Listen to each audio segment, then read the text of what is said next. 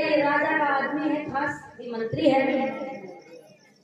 तो बुद्ध ने कहा, आओ कालदाई आओ, क्या समाचार है राजमहलों के।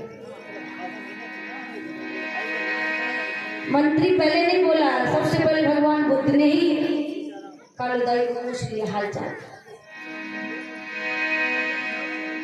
कालदाई रोने लगा बुद्ध के सामने, हे भगवान, हे बुद्ध,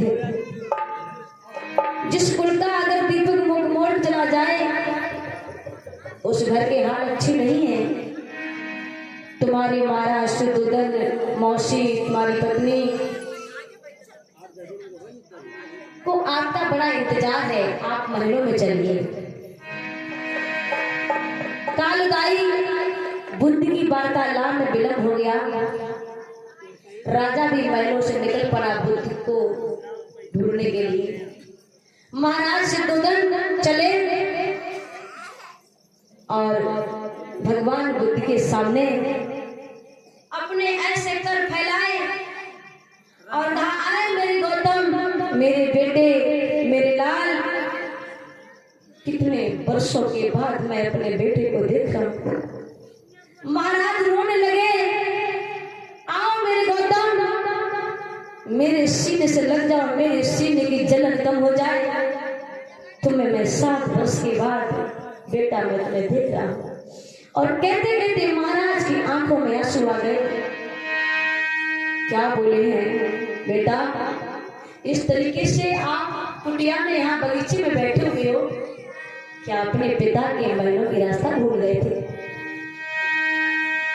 कि बेटा चलो भवन को, चलो राजमहलों में, तुम्हारी माँ, तुम्हारी पत्नी इंतजार करी तुम्हारा। भगवान बुद्ध ने कहा, नहीं राजन। क्या कहा? पिता नहीं, बुद्ध ने कहा। बुद्ध ने महाराज शुद्धोधन से पिता नहीं कहा, क्या कहा? राजन। राजन माने राजा, नहीं राजन। ये पिता और पुत्र का रिश्ता तो बहुत दूर चला गया है। तुम एक राज्य के राजा हो और मैं तो बुद्ध हूँ, और बुद्ध और राजा में कभी तालमेल नहीं हो सकता। कि बेटा चलो भवन को, कीजे मती अवारी, बेटा चलो भवन को।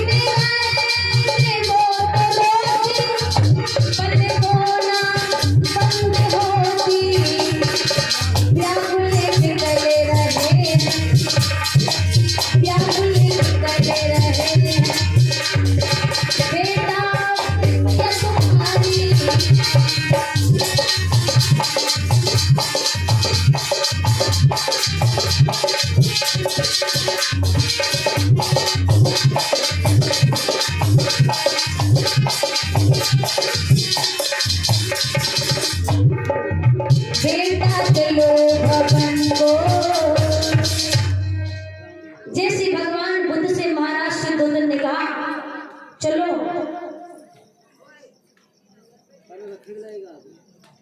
तुम बुद्ध बन के आए हो और चलो राजमहल में चलो बेटा।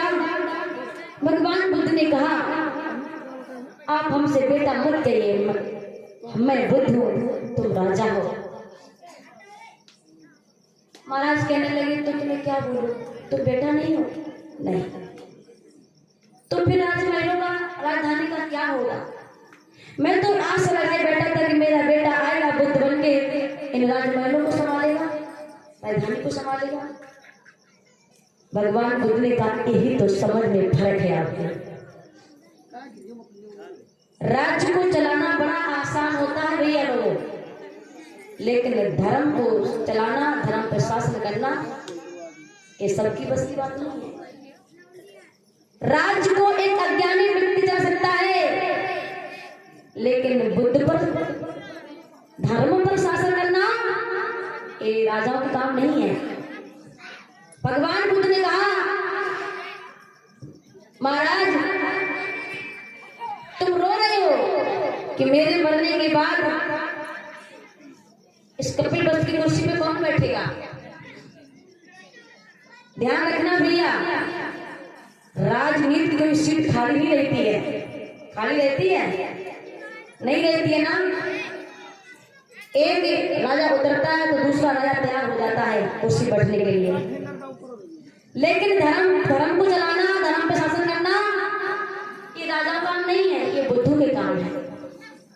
राजा का एरिया छोटा होता है, बुद्ध का एरिया बड़ा होता है। बुद्ध पूरी दुनिया में शासन कर सकते हैं और राजा अपने सिर्फ राज्य में कर सकता है। चिंता मत करो, आपके जाने के बाद देखो कितने राजा बने थे कपिल वस्तु में। राजा का थोड़ा दुख हल्का हुआ। राजा ने पूरे भिक्षुओं को दावत दे दी, कल हमारे यहाँ भोजन पे आना भगवान। चला गया राजा मान करके। सुबह हुआ, भगवान बुद्ध ने कटोरा पकड़ा, पूरे भिक्षु ने अब तक पे वस्त्र में कदम रखा बुद्ध ने। तो दीन दुखी लाचार व्यक्ति कह रहे थे, भैया राजा का बेटा बुद्ध बन के लौटा है, हमारी गलियों में कहाँ आएंगे भगवान बुद्ध, वो तो राजा की गलियों में जाएंगे। बुद्ध के कानों में आवाज पड़ी, अगर मैं इन दीन दुखियों के द्वारे पर नहीं गया भोजन मांगने के लिए, तो इनके मन में यही भ्रम रहेगा कि बुद्ध तो राजा के थे। भगवान बुद्ध ने अपना विचार बदल दिया, राजा के राजमहलों की तरफ नहीं गए, जो दीन दुखी लाचार थे उनके गलियों में बुद्ध ने भिक्षु ने कदम रखा और अपना कटोरा फैलाया, मुझे भिक्षा दो। अब बताइए कितने उन्हें खुशी हो गई होगी कि राजा का बेटा बुद्ध बन गया, तो कपिल वस्तु में सबसे पहले हमसे भिक्षा मांग रहा है। भिक्षा मांगने लगे, किसी ने देख लिया, राजा से जाकर कह दिया, हे महाराज गजब हो गया, तुम्हारा बेटा बुद्ध बन के लौटा है, तो ऐसी गलियों से भीख मांग रहा है जिन गलियों में हमारा कोई व्यवहार नहीं चलता है। वो इतने दिन गरीब को यहाँ भगवान बुद्ध तुम्हारा बेटा भिक्षा मांग रहा है, ये कैसा बुद्ध है। अब महाराज से 2 दिन चल पड़े बुद्ध को समझाने के लिए।